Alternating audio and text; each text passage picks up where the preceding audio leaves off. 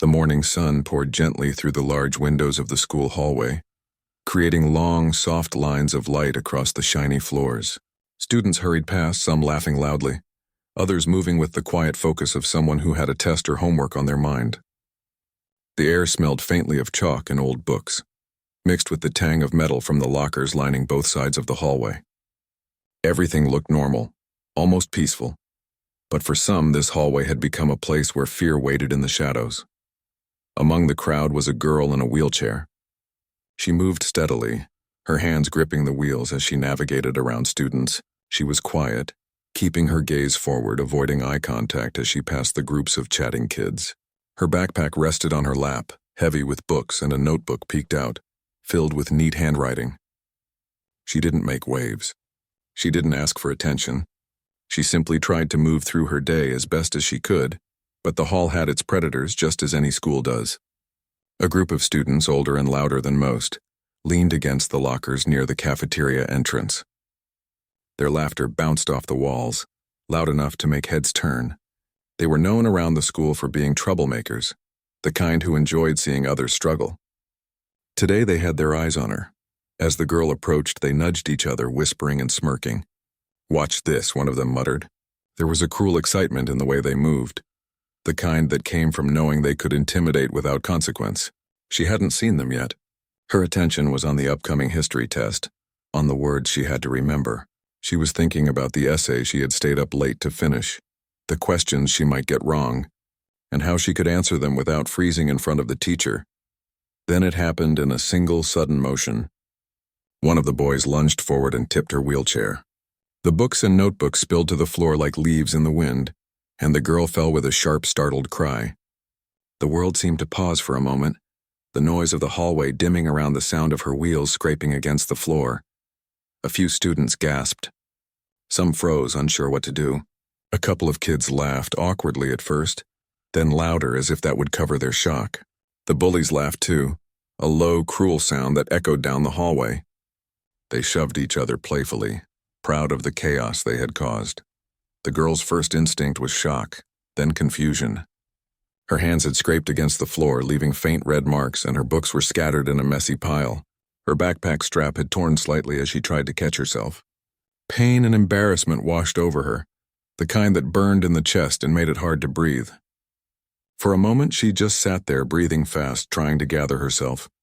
A teacher, walking toward the cafeteria with a clipboard in hand, rushed over. Her face was full of concern as she crouched down beside the girl. "Are you okay?" "Can you move?" she asked gently, her voice cutting through the tension like a small knife. The girl nodded slowly, still feeling the sting of humiliation. She didn't speak. Words felt heavy and useless in that moment. The teacher's hands were steady as she helped adjust the wheelchair, making sure it was safe again. "Don't worry," the teacher said softly, glancing toward the group of students who had caused the fall. "We'll handle this." The bullies noticed the teacher approaching and smirked, pretending innocence. One of them shrugged, another laughed quietly as if nothing had happened. They had done this countless times before, and they believed that no real punishment would come. Some students avoided looking, unwilling to be dragged into trouble. Others glanced nervously, hoping the teacher would scare them off. The girl adjusted herself in the wheelchair, gripping the wheels tightly. Her face was hot with embarrassment. She could feel eyes on her from across the hallway, some curious, some judgmental, some filled with pity. She hated the pity. She hated feeling weak in front of people who had done nothing to help. But for now, she pushed through it quietly. She didn't want tears, not in front of them, not in front of anyone. A friend of hers, a quiet boy who often sat near her in class, knelt down beside her. "You okay?" he asked, his voice low. He didn't sound like he was asking to start a fight or get attention. He just wanted to make sure she was all right. She nodded again. "I'm fine," she said, her voice calm, though inside it trembled. "I'm fine." But she wasn't. She felt a tight knot of anger and frustration. She felt the sting of unfairness. The bullies had done it to feel powerful, and for a moment it worked. The teacher helped her collect her scattered books. The pages were bent and crumpled, some scribbled notes smudged by the fall. She brushed them off gently, careful not to make the damage worse. The girl worked silently alongside her, returning the books to her backpack with careful hands. She was used to handling things that were messy, whether it was the weight of her books or the weight of people's cruelty. Meanwhile, the bullies were still standing nearby, their laughter dying down as they realized the teacher's attention was firmly on them. But their smirks lingered. They didn't look guilty. They didn't look like they had learned a lesson. To them, it was just another prank, another story to tell their friends. The girl pushed herself down the hallway slowly, trying to regain her balance and control. Her friend stayed close, helping her navigate the crowd. Every glance she received reminded her of what had happened, but she focused on keeping forward, on not letting the fear or embarrassment stop her. She reached her classroom finally, the safe place where the noise and chaos of the hallway couldn't reach her. She parked her wheelchair and adjusted her notebook on the desk. Her hands were still trembling slightly and her heart raced, but she drew a deep breath, letting it out slowly. She had survived the moment and she would survive the day. Even as she tried to focus on the upcoming lesson, her mind replayed the incident. She thought about the way the bullies had laughed, the way some students had frozen, and the small, quiet support of her friend and the teacher. Her mind was a mix of anger, hurt, and determination. She didn't want to feel powerless again. She didn't want anyone to see her as someone who could be knocked down easily.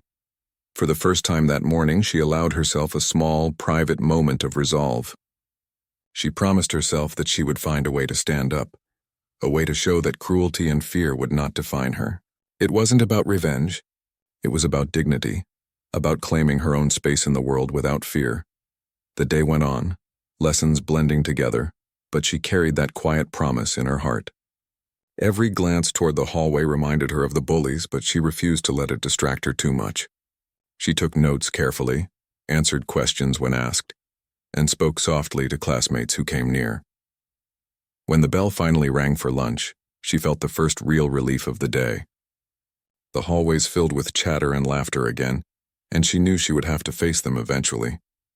But she felt different now, aware of the pain, yes, but also aware of a growing strength inside her. It was a strength that had been there all along, waiting for the moment she would decide to use it. As she rolled toward the cafeteria, she noticed the bullies again, leaning casually near the drink machines, whispering to each other. They hadn't seen her yet. She didn't rush or act rashly. She didn't glare or yell. She simply moved forward, quiet, steady, and in control. And in that moment, she understood something important. Being knocked down wasn't the end. What mattered was what she did next. For the first time, she felt a flicker of hope. The day had started with humiliation and fear, but it would not end that way.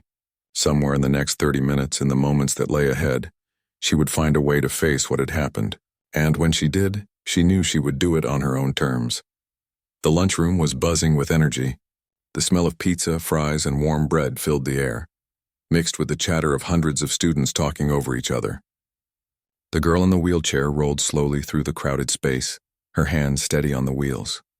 She spotted a quiet corner near the window, away from the rowdy groups and the bullies she had seen earlier. Her friend followed closely, helping guide her through the maze of tables and chairs. She set down her backpack and notebook, opening it carefully to make sure her notes hadn't been too damaged in the fall. Some pages were bent, a few notes smudged, but it was mostly intact. She breathed a small sigh of relief. It was just paper, she reminded herself. Paper could be fixed. What the bullies had tried to break was her spirit, and that was harder to mend. Her friend sat beside her, picking at a sandwich. "You handled it well this morning," he said quietly, not wanting to draw attention. "Most people would have frozen or cried. You didn't." She looked down at her hands, resting on the wheels. "I didn't feel like I could do anything else," she admitted. Her voice was calm, but a flicker of emotion passed through her eyes. "It was humiliating. But if I cried or yelled, it would have just made them stronger. I didn't want that," he nodded. "I get it. But maybe there's another way to show them they can't just push you around. You don't have to fight them physically, but..." He trailed off, unsure of how to finish. "I know," she said softly. "I've been thinking about it." She looked up at him, determination flickering in her eyes. "I don't want to be afraid anymore. I can't let them think they can control me. Not ever again." They ate in silence for a few minutes, the noise of the lunchroom washing over them. Around them, other students laughed and joked, oblivious to the tension in the corner. Occasionally, her gaze drifted toward the bullies. They weren't causing trouble at the moment, but they were still there, leaning casually against a table, smirking at something one of them said. She could feel her stomach tighten every time she saw them, but she refused to let it dominate her thoughts. After lunch, the girl's friend offered to help her back to class. She shook her head. "I need to be on my own for a little while," she said. "I have to figure this out myself." He hesitated, concern written all over his face, but he nodded. "All right, but if you need me, I'll be right outside." She smiled faintly, grateful for the support, and wheeled herself toward the hallway. The bell rang, signaling the end of lunch, and the school settled back into the rhythm of classes. She pushed her way carefully through the crowd, paying attention to the small obstacles. Backpacks on the floor, students standing too close together. Every movement required focus, patience, and precision. She was used to it, but the added stress of the morning's incident made her alert in a way that felt exhausting. By the time she reached the classroom, she felt a wave of relief. She parked her wheelchair, adjusted her notes, and prepared to take her seat. The teacher noticed the faint red marks on her hands and gave a small, supportive nod. It was quiet encouragement, nothing loud or showy, but it mattered more than anyone could know. The morning had been humiliating. Yes, but the afternoon brought something different. A chance to reflect, to think and to plan. In class, while listening to the lecture, she felt her mind drifting. She thought about the incident, about how easily the bullies had tipped her over, about how quickly her papers had scattered, and about the laughter that had followed. She remembered every detail, the smirk on one boy's face, the mock cheer from another. She felt a surge of anger, but it was focused now, controlled. She didn't want to explode. She wanted to prepare. After class, she wheeled herself to the library. The quiet hum of the fluorescent lights and the soft shuffle of pages created a space where she could think without interruption. She parked near a table and opened her notebook again, flipping through the pages of her notes and doodles. Writing had always helped her sort through her feelings, and today was no different. She wrote down what had happened, not just the facts, but her feelings, her anger, and her determination. She paused, staring at the page. She didn't want to be seen as weak. She didn't want the bullies to have power over her anymore. And she realized something important. Power wasn't about being bigger or stronger than someone else. It was about control over yourself, control over your reactions, and the courage to face fear. Hours passed quietly. The library emptied slowly as the last students left for their afternoon classes. She stayed behind, lost in thought, reviewing different ways she could respond. She considered speaking up to the principal, but she knew it might not be enough. The bullies enjoyed the attention, and a simple reprimand would probably not stop them. She wanted a response that mattered, a way to make them understand that they couldn't push people around without consequence. Her friend came by the library quietly. "Still thinking?" He asked, a small smile on his face. "Yes," she said. "I need to be ready. I don't want to be afraid anymore, but I also don't want to do something I'll regret." He nodded slowly. "I can help if you want. Not to fight them or anything. Just to have someone to think through options with. Someone to be on your side?" She looked at him, considering, then smiled faintly. "Thank you. That means a lot." Together, they talked quietly about ways she could handle the bullies if they tried something again. They talked about keeping her composure, standing up verbally, and using clever ways to assert herself without risking physical harm. Every idea she rejected or accepted carefully, thinking through how it would make her feel afterward. She wanted dignity, not just victory. After a while, the conversation shifted to her own feelings. She admitted that part of her was scared. That part of her wanted to hide, to avoid the bullies entirely. But another part, a stronger, quieter part, wanted to show them that she couldn't be pushed over. That part was growing, fueled by the injustice she had faced. By the end of their discussion, she felt a small spark of confidence. She knew that the next time she saw the bullies, she would be ready, not with anger or revenge, but with control, courage, and self-respect. She realized that her fight wasn't against them. It was against fear, against the sense that she had to endure humiliation in silence. The school day ended, and she wheeled herself to the front doors. The sunlight outside was warm and bright, a sharp contrast to the tension inside.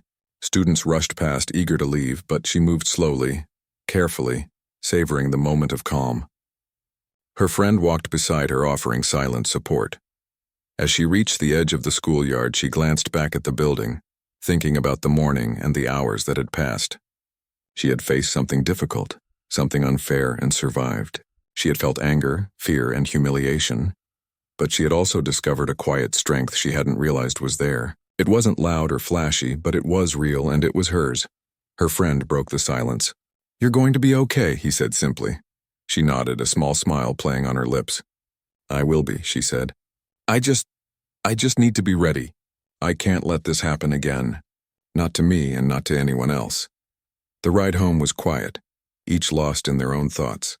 She thought about the next day, about the possibility of facing the bullies again, but instead of fear, she felt something else, determination. She wasn't planning revenge. She was planning to stand, to face the challenge with courage, to show that cruelty had limits and dignity had power. That evening, she sat in her room, her notebook open on her lap. She wrote again, not just about what had happened, but about what she wanted to happen next. She drew small diagrams of strategies, wrote down words she could use, and thought about the best ways to stay calm and assertive. Every note, every line built her confidence slowly. She wasn't hiding from the fear. She was preparing to meet it head-on. Her parents noticed a quiet change in her that night.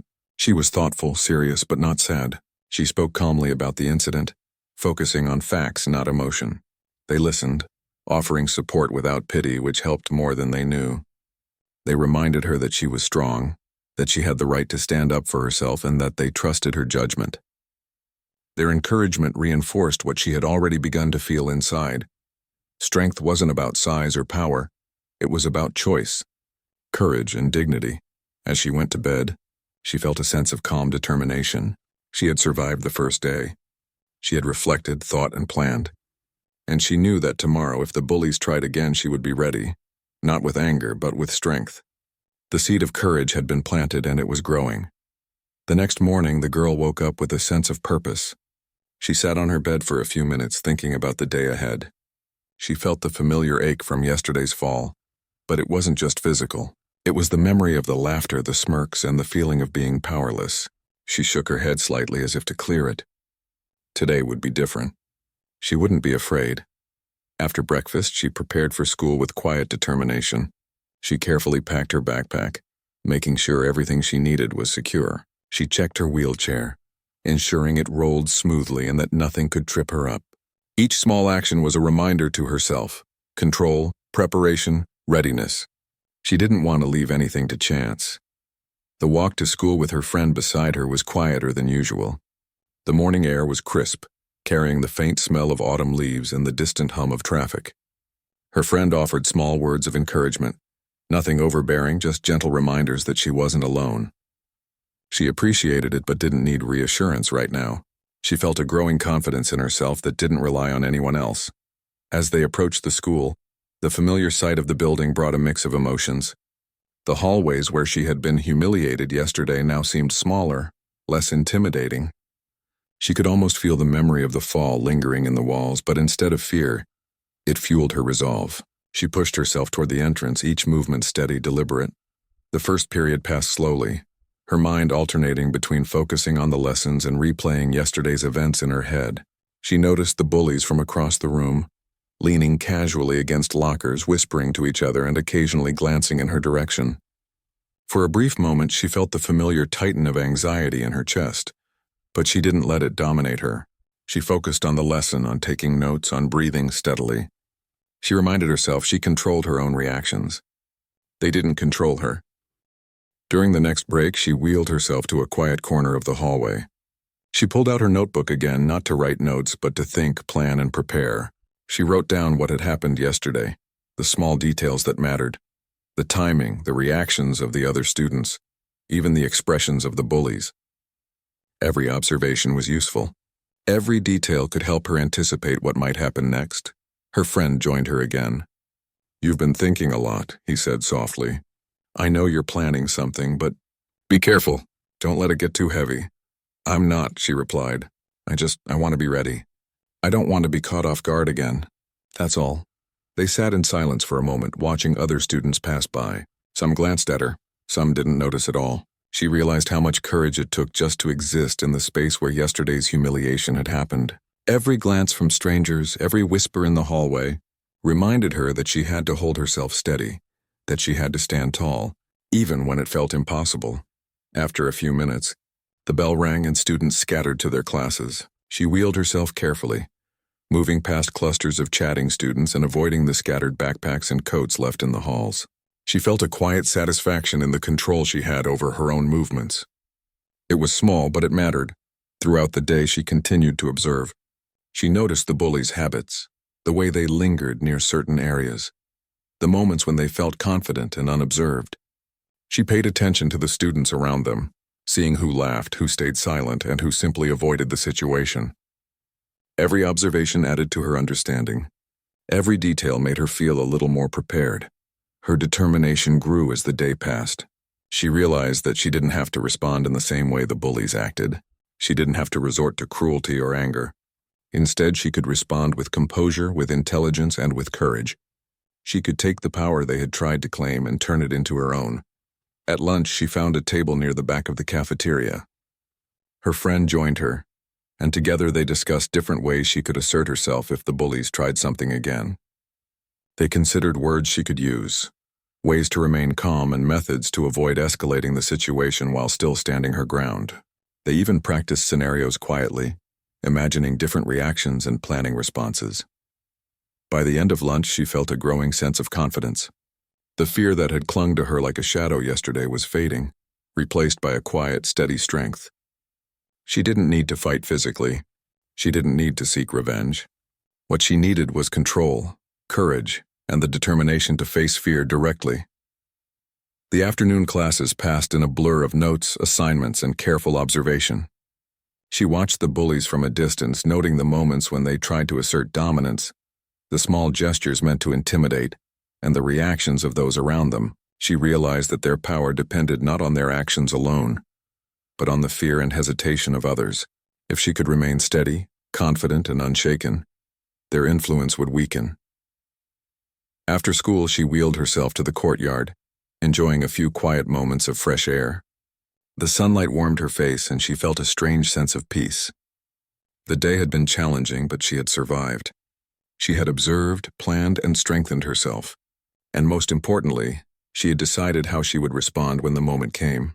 Her friend met her outside, smiling. "You're doing really well," he said. "I can see it. You're different somehow, stronger." She nodded, feeling the truth in his words. "I feel it too," she admitted. "I'm not scared like I was yesterday. I can handle it now. I just need to be patient and smart." They talked quietly as they made their way home. She didn't need to relive the humiliation. She didn't need to dwell on the anger. She focused on the future, on the choices she could make, on the courage she could carry into the next encounter. She felt a quiet determination growing inside her, a sense that she could face the bullies not with fear, but with composure and strength.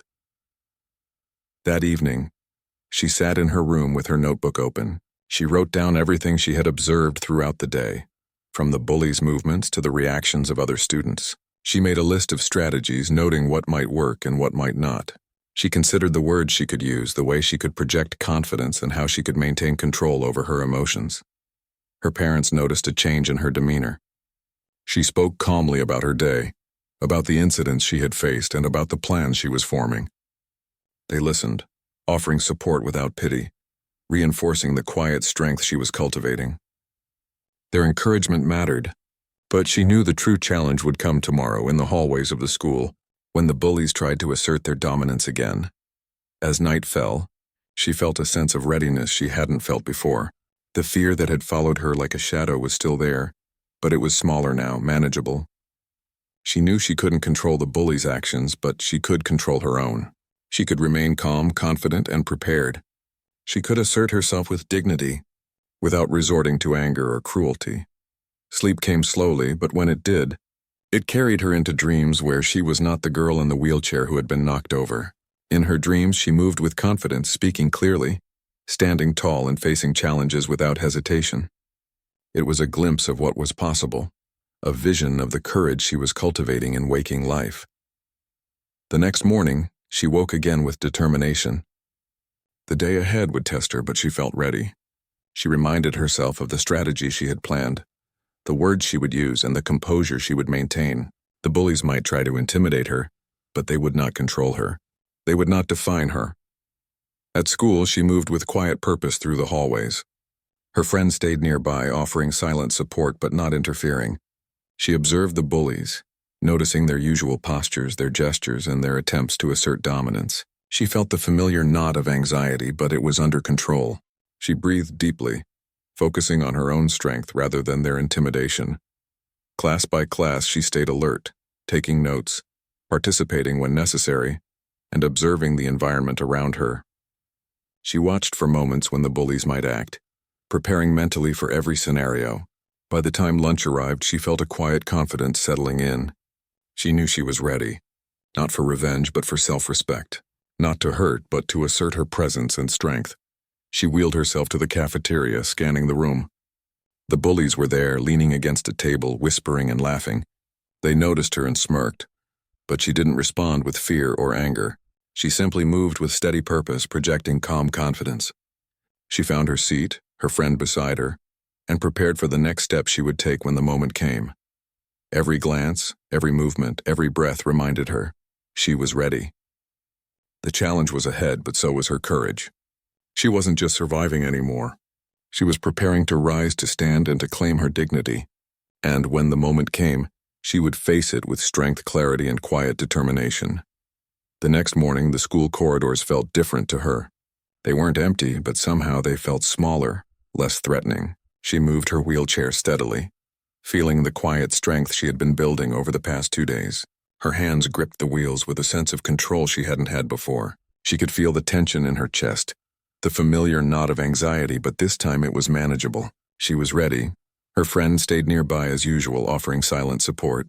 He didn't speak much, knowing she needed to focus. They passed clusters of students chatting and laughing, some noticing her, some not. Then she saw them, the bullies leaning casually near the lockers, talking and laughing just as they always did. Their eyes flicked toward her and one smirked knowingly. The familiar surge of fear rose in her chest, but she pushed it down, steadying herself. This time she would not let them see it. She wheeled past them slowly, each movement deliberate. She met the gaze of the one who had tipped her wheelchair 2 days ago. He raised his eyebrows, surprised to see her approach without hesitation. She didn't flinch. She didn't look away. Instead, she held her head high, keeping her posture steady and calm. For the first time, she noticed the hesitation in his smirk, the tiny sign that her confidence was making him uncertain. A few students nearby whispered quietly, noticing the tension in the air. Some glanced at her with admiration, sensing her quiet courage. Others stayed still, unsure of what would happen next. The bullies, usually so confident, now seemed a little off balance. The power of fear that they relied on was no longer fully in their control. The girl stopped a few feet away from them, close enough to be heard but far enough to stay safe. She took a deep breath, feeling the weight of the moment. Her voice, calm and steady, broke the silence. "I don't know why you think it's okay to push people around," she said. "It's not funny. It's not clever. It's cruel, and it ends now." The bullies froze. The smirk on the boy who had tipped her wheelchair faded slightly. The others glanced at each other, unsure how to respond. They were used to laughter, to fear, to control. This was different. She wasn't yelling, she wasn't crying, and she wasn't begging. She was calm, firm, and unafraid. One of the bullies tried to laugh it off. "Oh, come on, it was just a joke," he said, his voice a little higher than usual. "No need to get so serious." She shook her head slowly. "It's not a joke when someone gets hurt. You think it's funny to see someone fall and struggle, but that's not strength. That's weakness, and I won't let it happen again." A small crowd of students had gathered by now, sensing that something important was happening. Some whispered words of encouragement to her quietly. Others just watched, holding their breath, waiting to see what would happen. The bullies shifted uncomfortably. Their usual confidence was slipping. The girl's friend rolled closer, staying nearby but giving her space. She could feel his support, quiet and steady, and it helped her feel even stronger. "You can't scare me anymore," she continued, her voice clear. "I won't be pushed around. I won't let fear decide my day, my actions, or my worth. You can try, but it won't work. Not anymore." The bullies looked at each other, the uncertainty growing. The boy who had tipped her wheelchair 2 days ago stepped forward slightly, trying to regain control. "You think you're tough now?" he said, his voice attempting confidence but failing to hide the hesitation. "I'm not trying to be tough," she interrupted calmly. "I'm just not afraid. And that's all that matters. You can laugh, you can smirk, but it won't change who I am or how I handle myself. You don't get to control me." For a moment, silence filled the hallway. The students watching could sense the shift. The bullies who had always relied on fear and humiliation were now facing someone who refused to be intimidated. It was unfamiliar territory for them. They didn't know how to respond, and their usual tricks weren't working. One of the smaller students nearby whispered, "Wow, she's actually standing up to them." Others nodded quietly, some even daring to clap softly. It was subtle, but it added to the growing sense that the girl was taking control of the situation. The girl took another deep breath. She could feel her heart racing, but her voice remained steady. "I won't let your actions define me. I won't let your cruelty make me feel small. You can try, but it won't work. I am stronger than fear, and I am not alone." At that moment, one of the teachers appeared at the end of the hallway. She had noticed the gathering crowd and the tense interaction. Her presence added authority, but the girl didn't rely on it. She didn't need a teacher to protect her this time. She was already standing tall, already facing the situation with strength and courage. The teacher's eyes met hers for a brief moment, a silent message of support. The girl felt a rush of reassurance, but not because she needed help, because she was being acknowledged for her courage, for standing up in a way that was controlled and powerful. The bullies, realizing that their usual tactics weren't working and that they were now in front of witnesses, began to back down. The one who had tipped the wheelchair muttered something under his breath and stepped aside. The others followed, casting uneasy glances at her and at the small crowd of students. She didn't chase them, didn't shout after them, didn't try to humiliate them in return. She simply stayed where she was, calm, steady, and composed. She had made her point. She had shown that cruelty and intimidation would not have power over her anymore. The crowd began to disperse slowly, some students approaching her quietly to offer words of support. "You were amazing," one whispered. "I can't believe you stood up like that." Another nodded, saying, "You really showed them." Her friend rolled beside her, a quiet smile on his face. "You did it," he said softly. "You handled it perfectly." She exhaled slowly, feeling the tension in her shoulders release. The moment had been intense, but she had navigated it with control. She had faced the fear, spoken with courage, and maintained her dignity. She had not sought revenge, but she had reclaimed her strength. The rest of the day passed with a calm that she hadn't felt in a long time. She noticed the bullies keeping their distance, the usual smug confidence replaced by a careful wariness. Other students looked at her differently now, with quiet respect and admiration. She felt a growing sense of belonging, not because she had defeated anyone, but because she had stood up for herself in a way that inspired others. When the final bell rang, she wheeled herself toward the doors, her friend by her side. The sunlight was warm on her face, and she felt a sense of quiet victory. It wasn't about punishment or revenge. It was about courage, dignity, and self-respect. It was about showing that fear could be faced, controlled, and overcome. As they left the school, she looked back one last time. The hallways that had once felt threatening now seemed smaller, manageable, even ordinary. The bullies were just students, their actions a reflection of weakness, not power, and she realized that her strength wasn't just in standing up for herself. It was in the calm, steady courage she had cultivated over the past days. At home, she reflected on the day. She wrote in her notebook again, not about anger or fear, but about courage, strategy, and growth. She documented what had happened, how she had responded, and the small lessons she had learned. That fear could be faced, that confidence could be projected, and that dignity was more powerful than humiliation. Her parents noticed the change in her demeanor. She spoke calmly about the incident, about how she had stood up to the bullies, and about the sense of control she had gained. They listened, proud and supportive, recognizing the quiet strength that had grown within her. That night, as she lay in bed, she felt a sense of peace. She had faced the bullies, spoken her truth, and maintained her dignity. The fear that had once seemed so overwhelming was now manageable. She had learned that courage wasn't the absence of fear, it was acting in spite of it. She drifted to sleep with a quiet smile, knowing that the experience had changed her. She had discovered a part of herself she hadn't fully realized before, a part that could face challenges with calm, steady strength and inspire others simply by standing tall. Tomorrow, the world might bring new challenges, but she knew she was ready. She had faced fear, reclaimed her power, and proven to herself that she was stronger than she had ever imagined. And for the first time, she felt a deep, quiet confidence that nothing could take away. The day after the confrontation, the school felt different to the girl in the wheelchair. The hallways were the same as always, filled with the noise of students talking, lockers slamming, and shoes squeaking across the polished floors. But something invisible had shifted. The atmosphere felt lighter, quieter in a way that carried the weight of respect. She could feel it in the glances of other students, in the way some walked past without sneering or whispering. Even the bullies, who had once thrived on fear, kept their distance, careful not to test her again. She moved through the halls with a calm confidence, her hands steady on the wheels. She didn't hurry, didn't flaunt her strength, but there was a quiet power in the way she navigated the corridors. Students stepped aside, giving her space, some with small smiles of encouragement, others with nods of acknowledgement. For the first time, she felt not just safe, but respected. Her friend walked beside her, sharing the familiar silence. He didn't need to speak. They both understood what had happened yesterday and the change it had created. The moment of confrontation had been more than just a stand against the bullies. It had become a turning point, a reminder that courage, composure, and dignity mattered more than the chaos others tried to impose. During the first class, she noticed subtle differences in the way students behaved. Those who had once laughed at the bullies' antics seemed more confident, less afraid of standing up in small ways.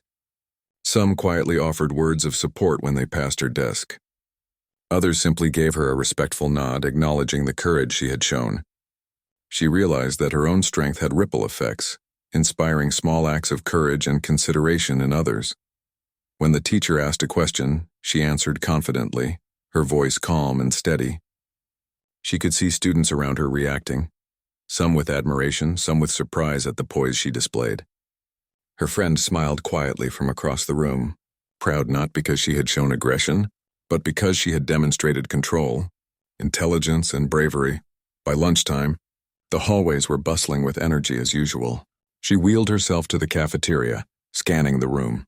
She noticed the bullies sitting quietly at one of the far tables, clearly avoiding the center of attention. They were not laughing, not boasting, not daring anyone to challenge them. The power they had once wielded so carelessly had diminished. She felt a quiet satisfaction, but she did not gloat. There was no need. The balance had shifted without her needing to prove anything beyond her own calm strength. Her friend joined her at a table, and they talked quietly about classes, homework, and plans for after school. Their conversation was light, easy, and filled with the comfort of mutual understanding. They didn't need to dwell on yesterday's events. The confrontation was over, and now they could focus on moving forward.